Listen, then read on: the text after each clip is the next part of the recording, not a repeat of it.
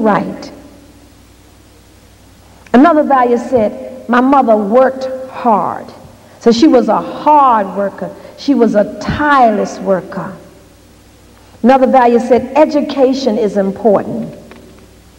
I said this morning, get something in your head, they used to say, and then nobody can take it away from you. Another value said, be truthful, don't lie, don't cheat, don't steal. Another one, live a clean life, do the right thing. Somebody said there were some things that you just could not do. I mean, it was just not in the realm of possibilities that an African American child would do that. Another person said that my mother believed in God, went to church all day on Sunday. So she was a very spiritual person.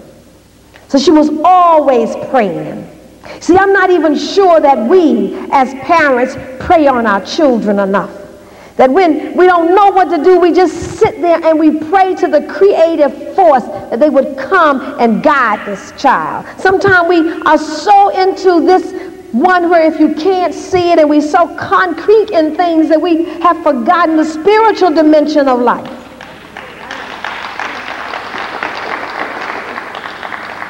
So people said we had weekly prayer. We thanked the Lord for just the little things that we got. So when we used to eat together at dinner, we all had to say a Bible verse.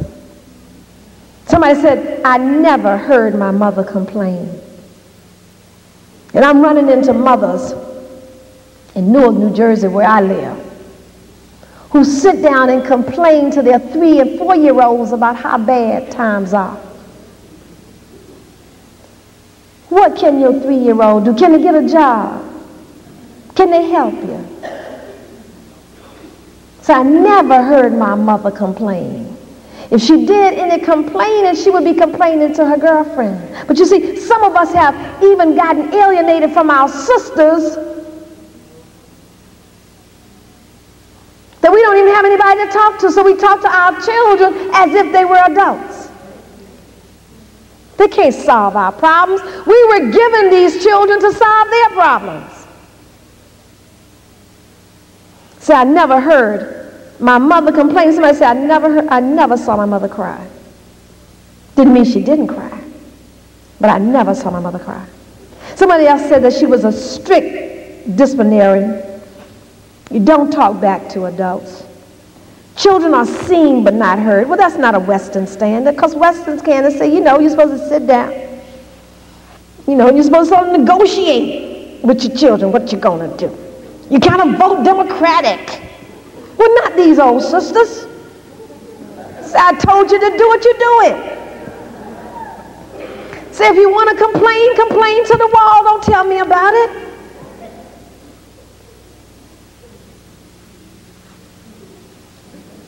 So children didn't ask a lot of questions. Mother used to say, wait until you get to be an adult, have children, and then let them ask you some questions. Don't ask me. Somebody said, my mother didn't take any foolishness. So you go play with your friends. Because children are not our friends, they are children. Your girlfriend is your friend, you know, your buddy is your friend. But so many parents are concerned about being friends and your children liking you. So you waver.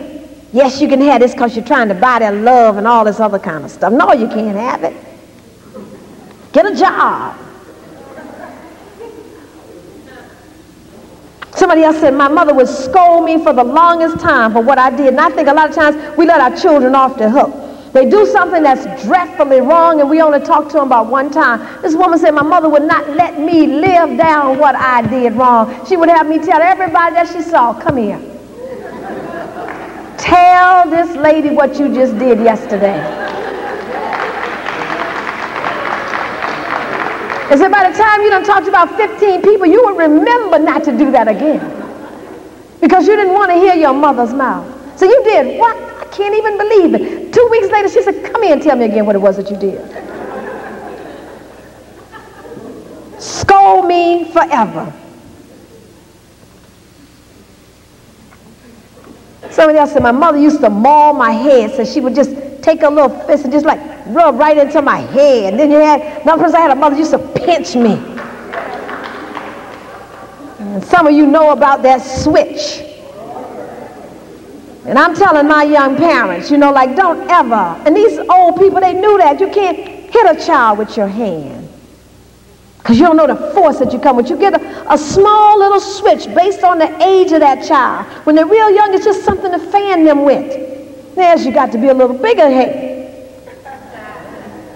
Got a little bigger, you go out and get something, and my mother would say, are you playing with me? You want me to go out there and get the switch? So the switch changed based on your age and your size. But I'm seeing these young mothers got belts and things of that type hitting these very young children because they don't know. Somebody else said my mother would not accept mediocrity. Always would say you can do better. So don't do anything halfway. So you can do better. Do your best. Somebody else said cleanliness is next to godliness. Woman said if your clothes were washed, and she used to wash by hand, and if they weren't clean, hanging on the line, your mother would come by and take them off the line, stop them in the dirt and say, go clean them, you're embarrassing me. Another person said that my mother used to sweep the dirt in the yard. Sweep, and not grass. Sweep the dirt in the yard. Another value said, yes, you are your brother's and your sister's keeper. The oldest was always responsible for the youngest. And if the youngest did something wrong, it would be the oldest who was punished. Respect yourself. Hold your head up high. Be proud of yourself. Be proud of what you have. Be true to yourself. Be strong. Another value said respect others. It was most important that you respect your elders. One woman said, my mother would smack me down if I called an adult by their first name. So we had to say yes, sir, and no, sir. I don't even know what kind of changes we could make in our children if we just had them to say yes, sir, and no, sir to the adults in their life. Another value said, depend on yourself. Know how to take care of yourself. And know how to act in public. That's what I was saying to the students this morning. Don't embarrass me in public.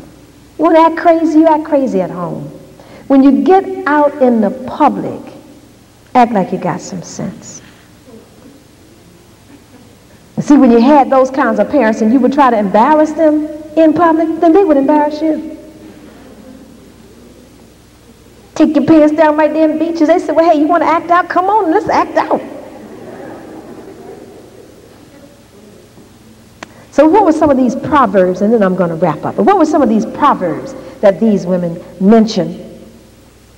And these proverbs, we understand, are the daughters of experience. And one woman who was born in 1877 said, to thine own self be true, then thou cannot be false to any other person. You know that one. You're known by the company that you keep. Oh, people say, were you with him?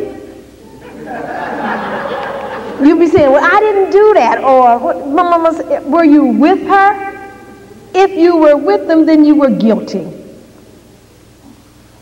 Some of it sounds like the Bible, do unto others as you would have them to do unto you. Treat people right. My mother used to say, you can speak to a dog. And if you can speak to a dog, surely you can speak to another human being. One that I like is that any frog is a fool if he does not praise his own pond.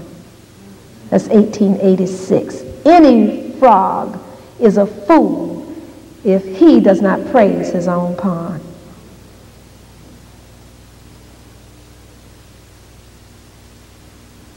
When you eat someone else's food, you're putting their hands in your stomach.